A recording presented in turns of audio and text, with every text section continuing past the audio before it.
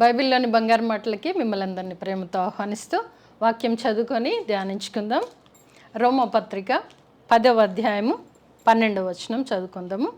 రోమపత్రిక 10వ అధ్యాయము 12వ వచనం. యూదుడని గ్రీసు దేశస్థుడని భేదం లేదు, ఒక్క ప్రభువే అందరికీ ప్రభు అయి ఉండి తనకు ప్రార్థన చేయు వారందరి ఎడల కృప చూపుటకు ఐశ్వర్యవంతుడై ఉన్నాడు. ఎందుకనగా ప్రభు నామమును బట్టి ప్రార్థన చేయువాడెవడో వాడు రక్షింపబడును. ఈరోజు మనము బైబిల్లోని బంగారు మాట ఐశ్వర్యవంతుడైన దేవుడు. కనుక ఇక్కడ మనం చూసినట్లయితే ఇక్కడ యూదుడని గ్రీస్ దేశస్థుడని ఎవ్వరని కూడా భేదము లేనట్లుగా మనం చూస్తుంటున్నాం. ఏ భేదం లేదు అనగా ఆడ మగ చిన్న పెద్ద పేద ధనికులు ఏ భేదము లేదు. అందరూ యేసుక్రీస్తు అందరికీ ప్రభువు అయి ఉంటున్నాడు. నమ్మిన ప్రతి ఒక్కరికి ఆయన ప్రభువుగా ఉన్నట్లుగా మనం చూస్తుంటున్నాం.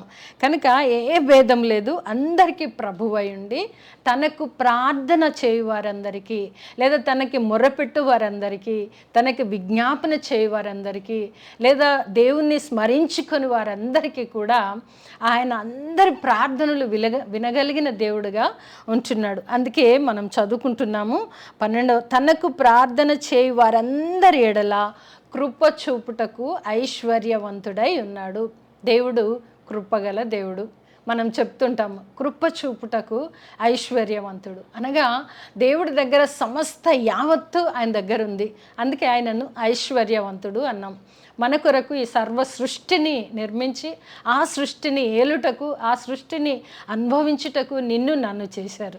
అందుకే ఆయన సర్వ సృష్టికర్త, ఆయన ఐశ్వర్యవంతుడు. ఈ సమస్త సృష్టిని చూసినప్పుడు దీంట్లో కొంత భాగం నాది నీది అని పంచుకోవడాలు, భూమి దగ్గర కానీ ఆస్తుల దగ్గర కానీ గొడవలు మనం చూస్తుంటాం. కానీ ఐశ్వర్యవంతుడైన దేవుడు మనకు అనుభవించు నిమిత్తం ఇచ్చాడు. ఎందుకంటే ఆయన కృప చూపుటకు ఐశ్వర్యవంతుడు, ధనమునిచ్చుటకు ఐశ్వర్యవంతుడు, ఆయన స్వస్థపరచుటకు ఐశ్వర్యవంతుడు, ఆయన సమస్త మేలుల చేత నిన్ను నన్ను తీర్చిదిద్దడానికి ఐశ్వర్యవంతుడై ఉన్నాడు. అందుకే ఈరోజు బైబిల్లోని బంగారు మాట, ఆయన మన ప్రార్థన విని మన ప్రార్థనలన్నింటికీ పట్ల ఆయన విని కృప చూపుటకు ఐశ్వర్యవంతుడై ఉన్నారు. నీవు నేను ఏం మొరపెడతాము, మన బాధ లేదా మన అక్కర లేదా మన కష్టము ఏది వస్తే దేవుని దగ్గరికి వెళ్తాము, అవన్నీ చూసి దేవుడు ఏమనుకుంటున్నాడటంటే నా బిడ్డల పట్ల కృప చూపుతాను. ఎందుకంటే మనం చేయుచున్న ప్రార్థన విని, మనం చేయుచున్న మొరలు విని లేదా మనం స్మరించుకుంటున్నటువంటి ఆ యొక్క స్మరణ విని అన్నింటి పట్ల ఆయన కృప చూపుటకు ఐశ్వర్యవంతుడు. అనగా దేని నిమిత్తమైతే మనము గోజాడుతున్నామో, దేని నిమిత్తమైతే ప్రార్థిస్తుంటున్నామో, దేని నిమిత్తమైతే మొరపెడుచుంటున్నామో అవన్నీ ఇవ్వడానికి కృపగల దేవుడు. అందుకే ఐశ్వర్యవంతుడు, కృప చూపుటకు ఐశ్వర్యవంతుడై ఉన్నాడు. ఎందుకనగా ప్రభు నామమును బట్టి ప్రార్థన చేయువాడెవడో వాడు రక్షింపబడును. మనమందరం కూడా ప్రార్థన చేస్తాం. మన సమస్యలే కానీ, మనకు కావలసిన ఈవుల గురించి కానీ మనం పెట్టిన ప్రతి మొర ప్రభువు నామమున, యేసుక్రీస్తు నామముననే మొరపెడుచుంటాం.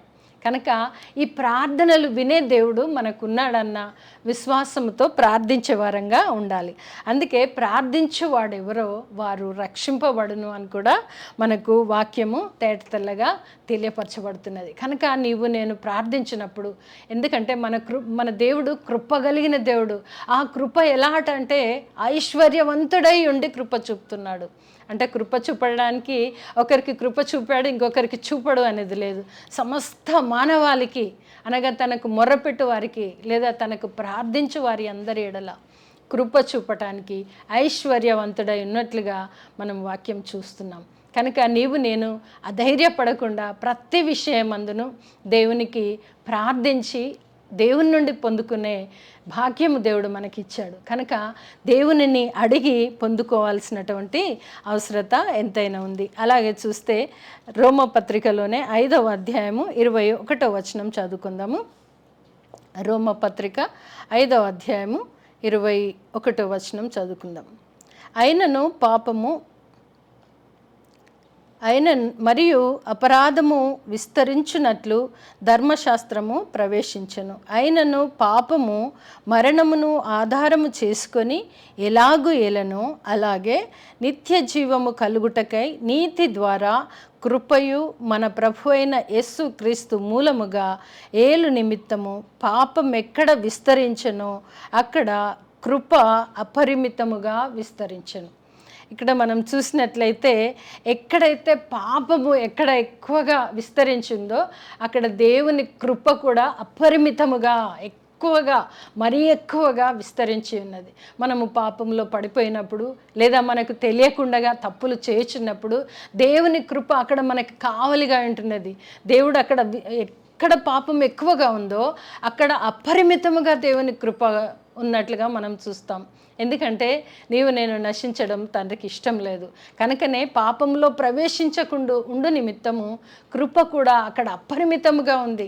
నిన్ను నన్ను కాపాడడానికి, నిన్ను నన్ను భద్రపరచడానికి, మనము పాపమును ఏలనీయకుండా ఉండడానికి అక్కడ కృప అపరిమితముగా ఉన్నది. అందుకే దేవుణ్ణి ఐశ్వర్యవంతుడు అని అంటున్నాం. ఈరోజు మన బైబిల్లోని బంగారు మాట కూడా ఐశ్వర్యవంతుడు. మన దేవుడు ఐశ్వర్యవంతుడు. నీవు నేను ఎక్కడ తప్పిపోతామో, ఎక్కడ పడిపోతామో, ఎక్కడ పాపములో ప్రవేశిస్తామో అక్కడ దేవుని కృప అపరిమితముగా విస్తరించున్నదట. అంటే నీకు నాకు ఒక కంచె కాపుదల వేయడానికి దేవుని కృప మన చుట్టూ వెంటాడుతూ ఉన్నట్టుగా మనం చూస్తుంటున్నాం. కనుక దేవుడు కృప చూపుటకు ఐశ్వర్యవంతుడై ఉంటున్నాడు. కనుక 2వ కొరింథీ పత్రికలో కూడా మనం చూద్దాం. కొరింథీలకు రాసిన 2వ పత్రిక 8వ అధ్యాయము 9వ వచనంలో మనం ఒకసారి చదువుకుందాం.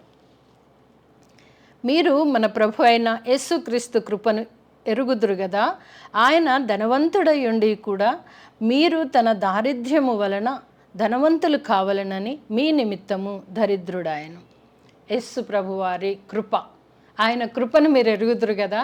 ఆయన కృప ఎలాంటిదంటే మనము దారిద్ర్యతను తను తీసుకొని ఆ ధనవంతుడు ఆ ఐశ్వర్యవంతుని కృపని మనకిచ్చారు. అది యేసుక్రీస్తు యొక్క కృప. మీరు ఎరుగుదురు కదా. అందరికీ ఒక ప్రశ్నార్థకం వదిలిపెడుతున్నారు, ఒక క్వశ్చన్ మార్క్ ఇచ్చారు ఇక్కడ. యేసుక్రీస్తు యొక్క కృపను మీరు ఎరుగుదురు కదా. ఎంతమంది దేవుని కృపను అనుభవించి ఉంటున్నాం? ఒకసారి మనల్ని మనం పరీక్షించుకొని దేవానికి వందనములు అని చెప్పినట్లయితే దేవుని కృపను ఎరిగిన వారము అవుతాము.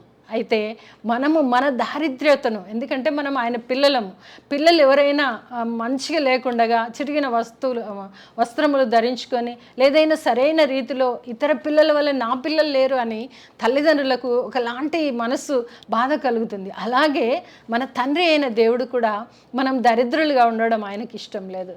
ఆయన ధనవంతుడై ఉండి ఆయన మన దరిద్రతను తీసుకొని మనల్ని ధనవంతులుగా చేశాడు. అదే ఆయన కృప.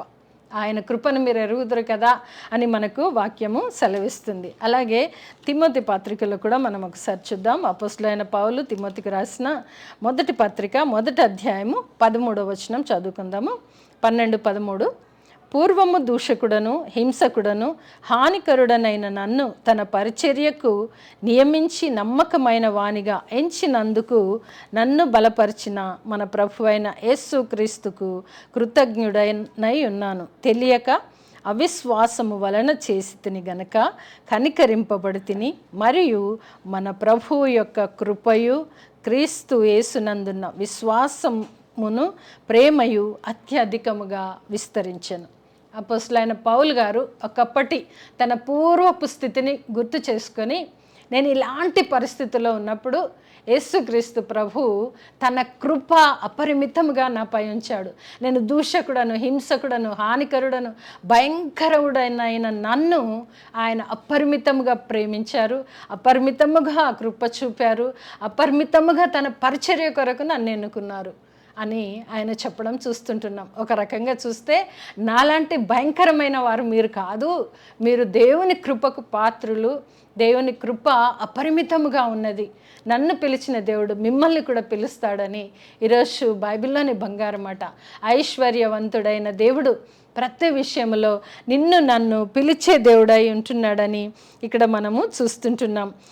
తెలియక అవిశ్వాసము వలన చేసి తిని, ఏం చేశారు అంటే హింసించారు, దూషించారు, భయంకరుడుగా హానికరుడుగా ఎన్ని రకాలుగా ఉన్నప్పటికీ కూడా ఒప్పుకుంటున్నారు. ఏమని అని అంటే, తెలియక చేసి తిని కనుక కనికరింపబడి తిని. దేవుడి దగ్గర కనికరింపబడినాడు. ఆయన కనికర సంపన్నుడు, కృపా సంపన్నుడు, ఐశ్వర్యవంతుడు, ఇలా ఎన్ని చెప్తూ పోతే యేసుక్రీస్తు ప్రభువుల వారి దగ్గర ఇది లేదు అనేది ఏమీ కూడా లేదు. అయితే క్రీస్తు యేసునందున్న విశ్వాసమును ప్రేమయు అత్యధికముగా విస్తరించింది. అంటే కృపతో పాటు ఏమేమి వచ్చినాయండి? ప్రేమయు, ఆయన కనికరము కూడా కనికరింపబడిన వాడుగా ఉంటున్నాడు. యేసుక్రీస్తు ఒక కృపకే పరిమితం కాదు, కానీ ప్రేమకు కూడా ఆయన పాత్రుడు. ఆ ప్రేమను నాకు ఇచ్చాడు, నేను ఇలాంటి వాడినైనా నన్ను కరుణించాడు, ఆయన కృప చూపి నన్ను తన పరిచర్యకు వాడుకుంటున్నాడు కనుక అని చెబుతూ మనలందరినీ కూడా బలపరిచే మాట అని చెప్పచ్చు. దేవుడు, మన దేవుడు ఐశ్వర్యవంతుడు. దేనిలో అంటే సమస్తములో కూడా ఆయన ఐశ్వర్యవంతుడు. ఆ ఐశ్వర్యము మనకు కావాలంటే యేసుక్రీస్తు నామమున ప్రార్థన చేసి, విజ్ఞాపన చేసి, మొరపెట్టి ఆయన నుండి పొందుకొనుటకు మనము దేవుని కృపకు పాత్రలమై ఉండాలని దేవుడు ఇష్టపడుతున్నాడు. అపోస్తలుడైన పౌలు గారు కూడా తన పూర్వ స్థితిని జ్ఞాపకం చేసి మన ముందుంచాడు. కనుక మనమందరం కూడా తలలు వంచుకొని దేవుని తట్టు ఎప్పుడైతే ప్రార్థించి విశ్వాసముతో అడుగుతామో ఆయన కృప అపరిమితముగా మన చుట్టూ చేరుతుంది.